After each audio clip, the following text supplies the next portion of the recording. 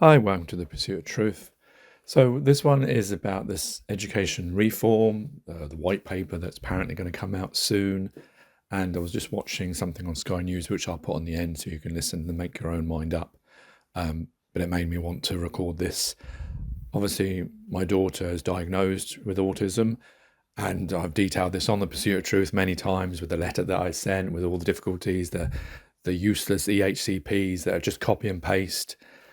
And listening to this, and what's this all got to do with Pursuit of Truth? Well, it's truth in the sense that how, a lot of what I talk about is how our system is run is the problem to everything, our way of thinking, and the fact that we're human beings and we create these systems ourselves, we govern ourselves. If there is a God, he's given us free reign. And yet we find ourselves in these problems that are constrained by money and the system that we ourselves are in charge of. We're playing this game of Monopoly where we could change the rules if we want, but we don't. And that's why people suffer. But anyway, that's the connection to the Pursuit of Truth. But the thing that was when I'm listening to this, when they're talking about, because I hear a lot of people, I listen to Autism Dadcast, they talk about it, and on Facebook it comes up videos of parents and talking about EHCPs and the white paper and money and stuff, and there's different arguments. Even my argument has changed from how I saw it because I know it's a lot of the argument is obviously it's money, but this is the thing that gets me is they talk about 50 million, 60 million. They were talking about £6,000 that each student gets from, is it the council, the LA? And then they're talking about proposed 60,000. I'm just thinking what they never say.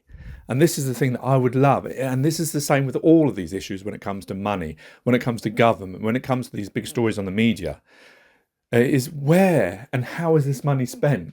Like a breakdown of that, because it's like, what is costing so much when it comes to send children? Is it the staff? Because I can't imagine that the staff are paid that much money, because people are always complaining about they're not getting paid enough. How much an hour? I mean, they're not getting paid like solicitors, are they? And they still seem to be running. Solicitors charge how much? Hundreds per hour. These, people on in the NHS and, these front care workers and etc., they're not on hundreds of pounds of hours. So where's this money coming from? What is the need of when it comes to send children and disabled children? Where's the money? Infrastructure? I mean, that would obviously be expensive. But of course, once that's done, isn't it? The price doesn't keep repeating every year. Like if it's talking about mainstream schools, because majority of SEND children already attend mainstream schools. And there seems to be this argument that you see Sam Coates making about the government wanting to have more children in mainstream than special schools. But that's the case anyway. It already is like that because, I don't know, if you look at these special schools, often they don't take many children. They only take like 100. So as opposed to the hundreds that are taken in mainstream schools, and the majority of SEND children, because remember it's different, and disabled children, it's different levels, especially when it comes to autism and the spectrum. So a lot of children will have these things, will be in mainstream schools. So that's already the case. So if the case is, okay, we've got mainstream school, we already got the children there, how do we help them? Now, infrastructure, that's expensive. Having to build more buildings because you want to have hubs or you want to have smaller classrooms. I don't know. Now, it depends what actually is the best way. I mean, I don't know. Because the thing is, like, autism's been diagnosed for over 60 years, isn't it? I mean, I'm sure it's existed longer than that. But that's my understanding is that was when it was given its name and its condition. So it's not something new, but this is the thing that I always get from this. It always seems to be, even when it's with Alina in the school in the LA, it's like this is the first autistic child they've ever come across and nothing's prepared. Because I feel that a lot of the problem is actually with the LA and the schools. The LA, because they don't give the money and they don't take the job seriously. They're not really caring about kids. They're caring about budgets. And the school, probably the same thing, but the school in the fact that they have these children and they claim that they want to educate everyone, and the Families Act and the SEND Act, Code of Practice, and the Equality Act, they all put a framework for that to be already happening, but they don't seem to do anything about it. They seem to have the same problem over and over again. I hate that. That's in life. I hate that, where it irks me. That's why I always want to try, and that's why I wanted to write to the MPs and the trust, because like you got this problem. It's not new, but you're just not fixing it. And yeah, maybe it is money, but like I'm saying, I'd like a breakdown, because if it's because they don't have the hubs. Yeah, okay, so they're going to have to spend some money building hubs. I don't know how much a builders cost. How much does bricks cost and cement? They've already got, assume they've got enough real estate. A lot of schools, not all of them, but a lot of schools have big grounds. They take a bit of the football pitch away, a corner of it or something. Or they've got a big playground. They can build more buildings. Or whatever they're doing in the classroom needs to be more specialised teaching. The thing is, I suspect maybe like I said in the paper the open letter that I wrote, is I feel that every year, maybe it should be every classroom, needs 2 teachers. One teacher for neurotypical, one teacher for special education needs. Yes, that's going to be expensive. But how much expensive is it? I suppose if you look around the whole country, yeah, maybe that's where this bill comes from. That's maybe where this big number comes from. Because if you have to employ one extra teacher, how much do they get paid a year? 20,000, 30,000. So that's 30,000. And how many schools are there? And how many classes are there? Yeah, maybe that's how it gets up to millions and billions. Yeah, maybe that is actually the answer. I've answered the question myself. And I suppose that is a lot of money then, because often when you look at it, you're thinking about just one school. It's not just one school. It's going to be how many schools? All mainstream schools. If I'm saying every year, so you've got in primary, in total of school years, from primary to secondary, how many years is that? What's that, like 10 years, 13 years, whatever it is, and times 30,000. Well, let's just say it's 10. That's 300,000 for one school. And then once you've got 4 schools, you've gone over 1 million already. That's your first 1 million full schools. That's not even like, say, the borough of Eastbourne or Croydon or Edinburgh. So yeah, I suppose that's where the money is, isn't it? It is expensive. No, I get it now. I've answered my question. So, because that's the thing. Sometimes I hear this on podcasts, and me as well. I'll argue a point and then forget about the actual, these parts of it, thinking, because in my mind, I'm thinking this. Yes, a lot of money, but we made up money. Why do we constrain ourselves? Because what's going to happen is, in this white paper, like they're suggesting, is that they're probably going to, because like we just realised that in real life, in the way that our system is currently, money is the key to everything. You can only do things if you have money. We all agree on that, yes? So like I've just demonstrated, 4 schools, 1 teacher per year extra is already 1 million. And that's just 4 schools. How many schools are around the country? I mean, if there's 400 schools, I mean, God knows is that 400 million? I mean, that is a lot of money, isn't it? So, and even if infrastructure is the easier one, actually, I guess then, because infrastructure, you can just, once it's built, it's done. And then maybe you only need 1 teacher for all the special education needs children. But I suspect as it's being diagnosed more now, and that's the key. A lot of people say, oh no, it's being overdiagnosed and this, that and the other. I very much doubt it. It's very difficult to get a diagnosis. And no parent really wants, not that they don't want, but they're not looking out for, oh yeah, I want to get some more money, so I'm going to, these are conditions that are being, assuming, like you trust your paediatrician to diagnose things properly. They're not just a GP, no offense to GPs, but what I mean is they're out looking for these signs, unless you're suggesting they're just, or they've weakened the system of what they are. I mean, a lot of, so anyway, so it's very expensive. So now I've answered that question. And the problem I have is because we live in a world where we're free. Yes, we all agree in that. Yeah, there's no like robot. There's no God that is forcing you to do things, right? That is true. Can we agree that's true as well? We are the masters of the universe. We're the masters of our own, what's the word I'm stretching for? Future, for our own lives. Well, not us per se, because those people were thousands of years ago, and they're the ones who've designed the system for us, the system of infrastructure, the system of money, the system of schooling and police and government, and or the way that we live, the thing that we pass down to our children and that the schools do, and etc. We keep passing it down.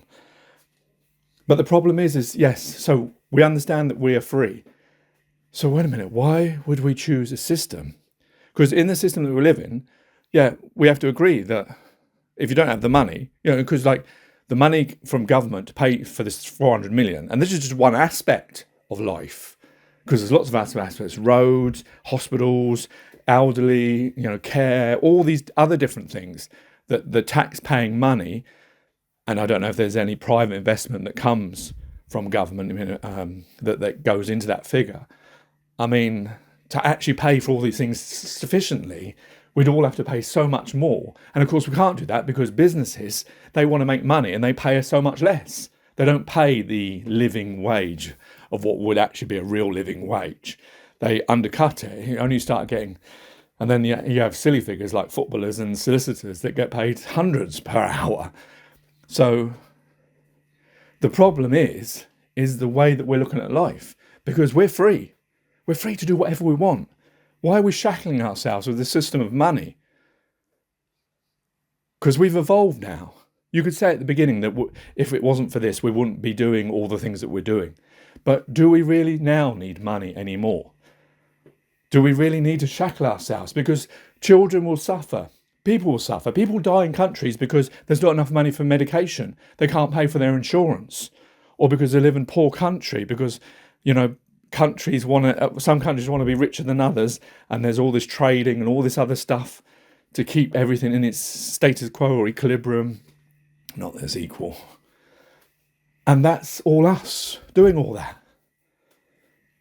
I know this is like, this is nothing we can change about this, but I just wanted to, because this is what I talk about in the Pursuit of Truth, is that that's the truth of this matter that no one ever talks about, is that we have the choice to do this. The problem is, because we're all separated by different countries, the chances of us all agreeing that we're all going to get rid of money. I mean, the only thing I see is the future is that it may happen with this rise of AI and robotics. Because as they're already better at doing the jobs than us and replacing us to a certain extent, there might be people that need to be there to manage it and etc. But they're able to do, the AI algorithms are able to do all these things so much more quicker and efficient than human beings. It will then mean that there'll be less human beings that need to work, and therefore there'll have to be a restructuring of, well, wait a minute, then no one gets any money. All these humans either die because they can't afford to feed themselves because they can't get jobs, because there won't be that many jobs, or we look at how, well, now we don't need money, or we're going to give you this amount of money so that it's an artificial way of keeping it going. I mean, it'd be easy if they just got rid of it and realised that, wait a minute, we can do whatever we want now. We're free. We can stop punishing ourselves and shackling ourselves and all that suffering in the past. We look back and say, why did we do that? Why didn't we have this enlightenment before? But anyway, getting back to the real world, as it were, this unfortunate real world where we are shackled by our system and our money, and those people that lived thousands of years ago that only cared about greed and possession, those people that we are championing by keeping that system going along. Well, it's not. The problem is, if it is, it's like I'm saying, this is a huge amount of money. This money all comes from taxpayers. It's not the only thing. I don't know how much. If we're all paying tax and the rich people, I don't know. What is the figure?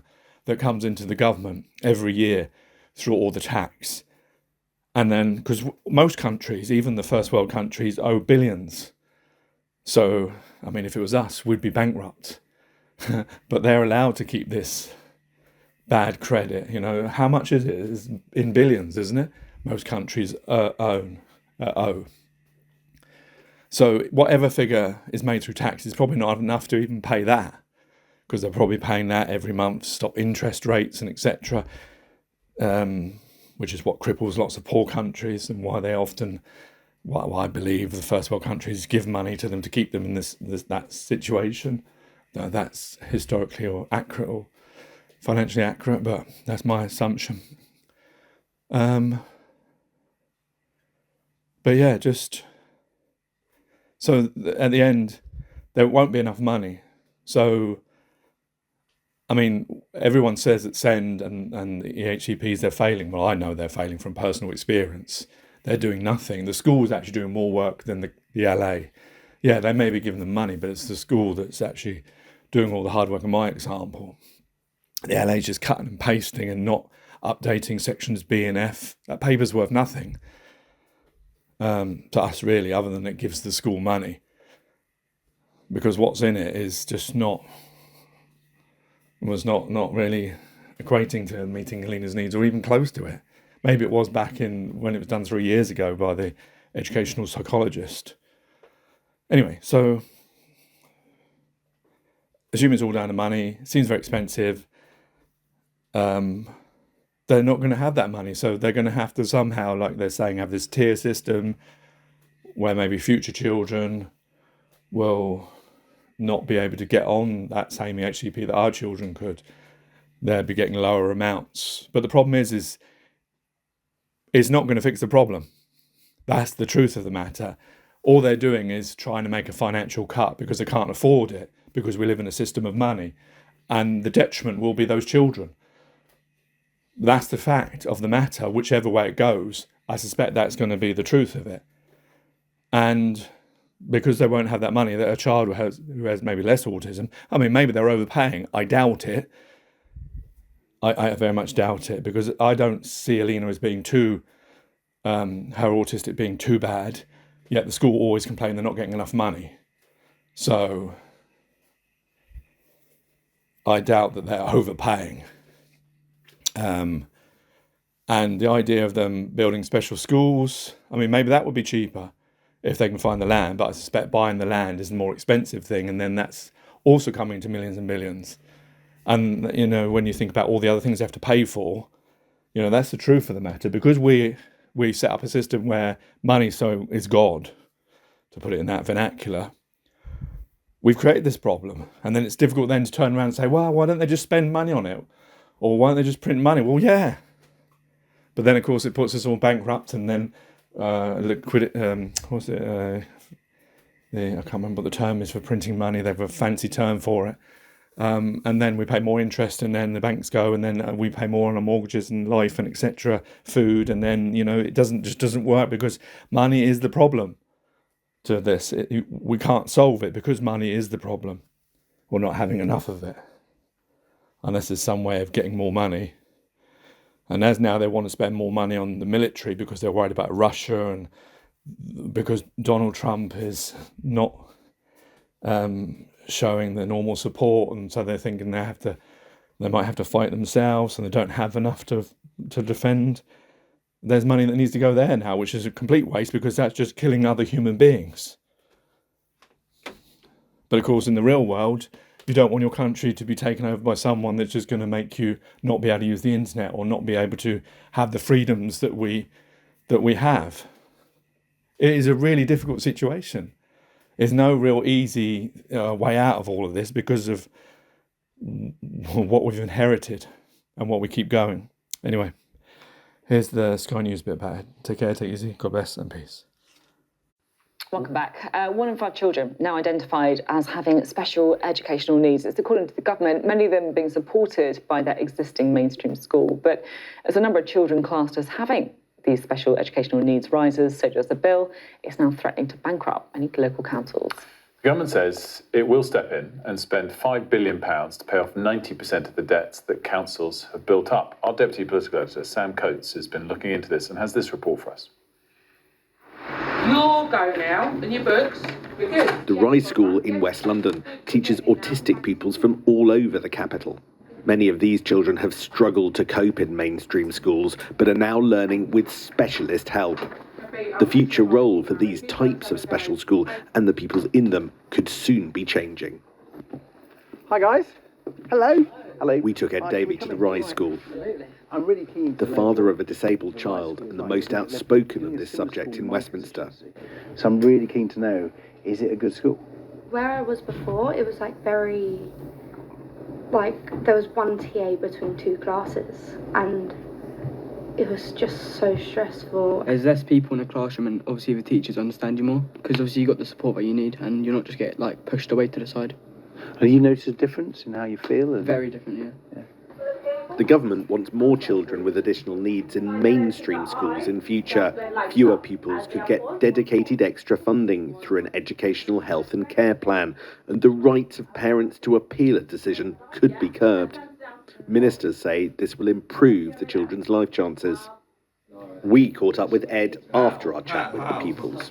What did you think when you saw their view of their school? The story they told of this amazing school was so positive, and how they had their life chances had been changed by this school, with the smaller class sizes, the specialist attention. The idea we can all mainstream children is just nonsense. We do need specialist schools. Principle of money following a child with special needs. That's a huge principle, really important. And that's something you would fight to protect? Yeah, 100%. Those legal rights are critical, yes we will. They're looking to narrowly at the thing that's in front of them. They're not looking at a transformation of the system. If schools like this are clearly working, why is there a push for change? Here's the context. The amount of EHCPs has risen dramatically since they were introduced in 2014, and the number is only going up. Almost all types of need have risen, with autism. Let me just, because you can't see it. So in 2010, they claim the number of EHCPs was 200,000. Doesn't say where they got the sources, CCN, whoever they are. Sorry, I don't always believe stats, lies and statistics. Lies and statistics, isn't it? So from 2010 to 2015, they were around 200,000. And now in 2024, they were just under 600,000. In 2025, they're over 600,000. And they're projecting to 2029 that there'll be over 800,000 EHCPs. I mean, it's very difficult to get EHCP. I mean, you don't need a diagnosis to get it. And maybe that's one thing they could change, but they're not easy to get. And the reason they get them is because the school have identified, and they're not easy, they're not pro these things, or a lot of them, because the child needs help. And what happens when you don't give that help? But yeah, just this idea of that most children with SEND are already in mainstream. But anyway. It's the context. The amount of EHCPs has risen dramatically since they were introduced in 2014, and the number is only going up. Almost all types of need have risen, with autism up faster than any other. The result? High need spending has exceeded funding for years. It's why the government is talking about this now. In 2 years' time, the annual deficit is expected to be £6 billion a year. Council leaders like Matthew Hicks have been picking up the bill, although recently the government has used a loophole to take the money off their books. So the system's in crisis for many reasons, and it's really important that we see a root and branch reform of the current system. Do you think that the government has got the stomach for this fight? I think the government has to deal with this. It's not looked at. We can go back to 60 councils that won't survive if that deficit sits on their books.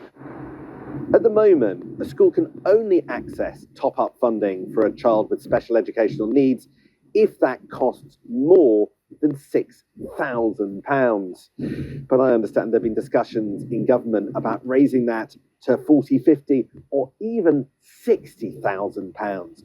That means many more kids' needs will have to be met from central budget and fewer kids getting special funding for their help. no decisions have been taken, and the Department for Education insists cost savings aren't the goal.